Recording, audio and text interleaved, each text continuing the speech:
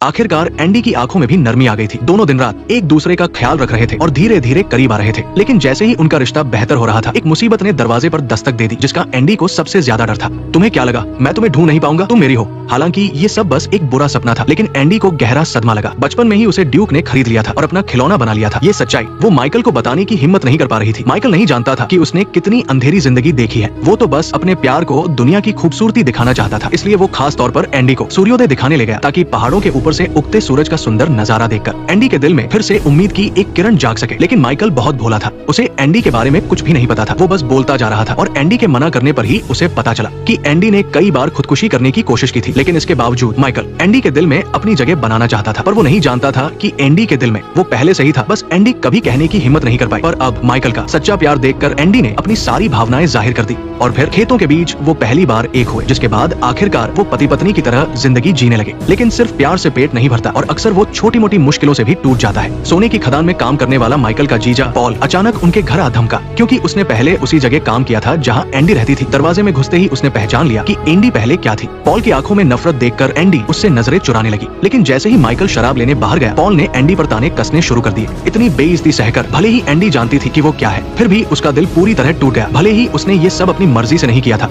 लेकिन वो कुछ कह नहीं सकती थी। एंडी की बेइज्जती करने के बाद पॉल माइकल के पास गया और उसे सब कुछ बता दिया। वो चाहता था कि माइकल एंडी को छोड़ दे और इसके लिए उसने इतनी घटिया बातें कही कि माइकल का गुस्सा 7वें आसमान पर पहुंच गया। अगर तुम मुझसे भाई की तरह प्यार करते हो तो तुम उससे भी प्यार करोगे, समझे? ये जानकर कि एंडी की बेइज्जती हुई है, माइकल फौरन उसके पास भागा। लेकिन माइकल का सच्चा प्यार देखकर एंडी की अब और उसके साथ रहने की हिम्मत नहीं थी। उसे डर था कि वो माइकल की जिंदगी बर्बाद कर देगी और उसे लगता था कि माइकल को उससे बेहतर लड़की मिलनी चाहिए। इसलिए माइकल से दूर जाने के लिए एंडी ने पॉल के साथ शहर जाने का फैसला किया। लेकिन आधे रास्ते में ही पॉल ने उसे फिर से परेशान करना शुरू कर दिया। वो एंडी से गाड़ी का किराया मांग रहा था, वरना उसे नीचे उतरकर पैदल जाने को कह रहा था। लेकिन उस वक्त एंडी के पास एक भी पैसा नहीं था और बस इसी बात ने पॉल को एक मौका दे दिया। बहुत कुछ झेल चुकी एंडी फौरन समझ गई कि पॉल क्या चाहता है। उसने अपने बाल खोले और उठकर पीछे हटते हुए पॉल के सामने चली गई। हम जो बस मुसाफिर थे, अजनबी से दोस्त बने और फिर जुदा हो गए। तुम्हें भुला ना पाने की वजह सिर्फ तुम हो। पॉल ने अपना मतलब पूरा करने के बाद एंडी को शहर के बाहर ही छोड़ दिया, क्योंकि उसे डर था कि कोई उसे एक ऐसी औरत के साथ गाड़ी में देख लेगा। जब एंडी अपनी पुरानी काम की जगह पर वापस आई तो उसे पता चला कि उसका पिछला बॉस मर चुका था। एक बड़ी आग ने दुकान के सभी साथियों की जान ले ली थी, सिर्फ वो ही माइकल की वजह से बच गई थी। उसे दोबारा काम ढूंढते देख बार के नए मालिक को तुरंत पैसा कमाने का एक मौका दिखा। उसने फौरन एंडी को अपनी टीम में शामिल होने का न्योता दिया और कहा कि हिस्सेदारी भी वो अपनी मर्जी से तय कर सकती है। बस एक ही शर्त थी कि एंडी को पहले उसके लिए मुफ्त में सेवा करनी होगी। इस तरह एंडी वापस अपने पुराने काम पर लौट आई और जब पॉल अकेले घर लौटा